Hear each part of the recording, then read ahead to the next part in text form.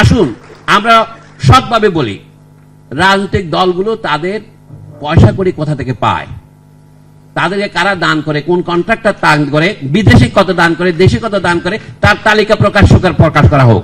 নির্বাচনের ক্ষেত্রে আমি এই কথা বলে শেষ করব, ভবিষ্যতে যে কোনো নির্বাচনে আমরা 3টি সংস্কার বাধ্যতামূলক মনে করি। একটা হচ্ছে ভোটারের সংস্কার। এই ভোটার তালিকায় যে জালিয়াত করা হয়, এটা আমরা শুনেছি গত 2006 সনের আগে থেকেই। তারপরে পরবর্তীকালে তো আপনারা দেখছেন মানুষ তো বিনা ভোটে নির্বাচিত হয়েছে, নির্বাচন হয় না, রাত্রে ভোট দিয়েছে। এ থেকে একটা জিনিস প্রমাণিত হয় না, যার ভোট সে কেন দিতে পারবে না? এইটা যার ব্যাংকের টাকা সে যদি তুলতে পারে, যদি আমরা প্রত্যেক মানুষকেই, তৎকালীন বাংলাদেশ ব্যাংকের এক অথর্ব অযোগ্য গভর্নর বলেছিলেন না, আমি সকলকে 10 টাকা করে অ্যাকাউন্ট খুলতে দেবো কৃষকদেরকে। তা আপনি একটা ভোটারকে যদি অ্যাকাউন্ট করেন, তার ভোট তিনি না দিলে সেই ভোট কখনোই হবে না।